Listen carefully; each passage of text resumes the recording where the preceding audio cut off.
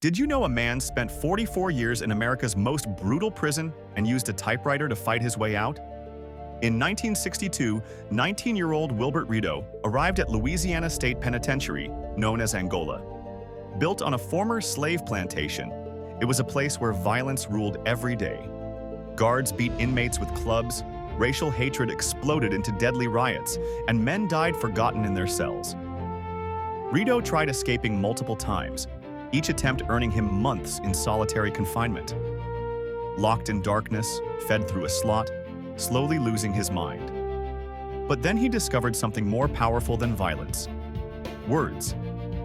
He became editor of the Angolite Prison magazine, exposing the corruption and brutality around him. His investigations revealed guard murders, medical neglect, and systematic torture. Each story made him more enemies, but also brought outside attention.